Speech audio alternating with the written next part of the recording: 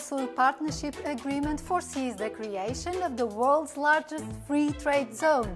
It took 25 years to reach an agreement that is now on the table for ratification. However, the process that the European Commission has put in place is being challenged by several sectors. There are also a few member states highly skeptical of the deal, like we will reveal in this EU Decoded. Mercosur is a South American trade bloc comprised of Argentina, Brazil, Paraguay and Uruguay. The agreement with the EU will create a market of 780 million consumers, representing 25% of world trade.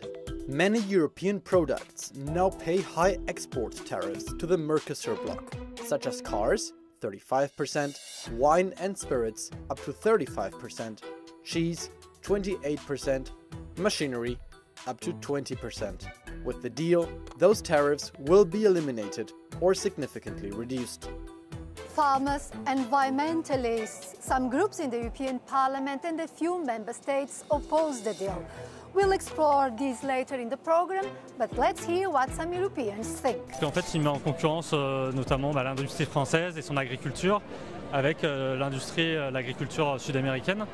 Du coup, qui produit avec des normes différentes, à des coûts beaucoup plus bas. On ne peut pas d'un côté invoquer la souveraineté alimentaire et d'un autre côté sacrifier les paysans, les paysannes. Dass das gut ist, weil unsere Partner auf der Welt, mit denen wir immer so schön Handel betrieben haben, da sind die Dinge ja nicht mehr so klar wie früher. Aber ich denke, es ist ja auch geregelt, dass das sagen wir mal, von der Landwirtschaft die gleichen Ansprüche sind, wie auch wir hier unseren Landwirten gegenüber haben. Die Qualität gewährleisten, dass das Fleisch aus Brasilien oder Argentinien auch den europäischen Standard hat. Ne? Euronews reporter Peggy Corla is an expert on trade policy. To ratify this agreement, which is both commercial and political, the European Commission proposes using two different procedures. Can you explain? The whole agreement contains parts, such as the political part, which have to be ratified by national and regional parliaments. It is a risky undertaking, because if the whole agreement is ratified by national parliaments, it means that some of them may oppose the text, as it happened already in the past when national parliaments such as the Dutch one or the Austrian one opposed the agreement. So the European Commission has decided to separate the trade part, which falls under the exclusive competence of the EU, so that the Council will vote the text, the member state voting by qualified majority, and the text will be also voted by the European Parliament by simple majority. This way, the trade part has more chances to be implemented quickly. Which member states are more skeptical of this agreement? Why is that? And how many do we need in terms of vote for this agreement to be approved and enter into force? France has long led the opposition to the agreement on the ground that it would create unfair competition to its farmers. But it may have changed today, because the European Commission has given assurances that it would strengthen controls over imports coming from Mercosur countries and their impact on the EU markets. But Poland now is stepping up against the deal. Polish Prime Minister Donald Tusk said he was opposed to the agreement.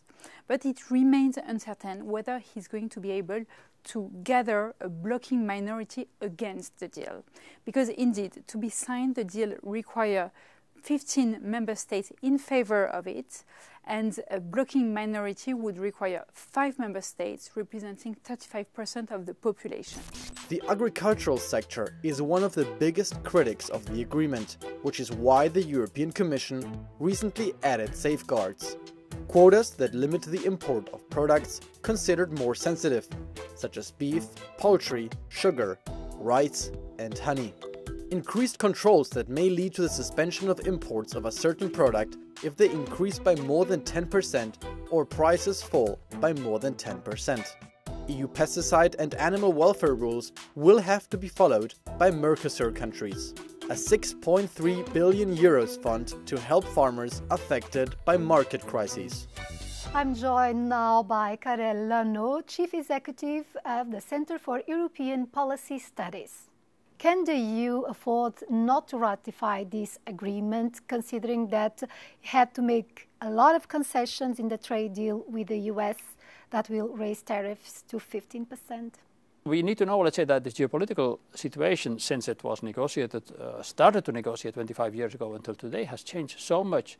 If we go to Latin America, and we see this also for Mercosur, the most important trading partner has become China. So if we now say we need to be respected as a partner also, for example, with the United States, then we should respect ourselves and say we absolutely need to conclude this agreement also to become a more important trading partner for Latin America.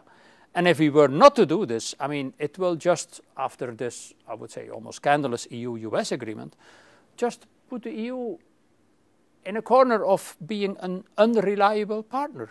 The partnership will also create access to the essential raw materials as an alternative to China that concentrates a lot of that production. So how significant is this for the European industry, for instance? It's, again, an opportunity for us, I mean, to reduce drastically this huge dependence which we have from China, which was built up without us noticing it. And now we have an opportunity to say, look, we'll do it with another region. We will just reduce our huge exposure to China and to say, look, we will make sure that Brazil can, or say Argentina or Peru, can also develop their commodities or say their raw materials export to Europe. So in addition to Mercosur, the EU has also revised an agreement with Mexico.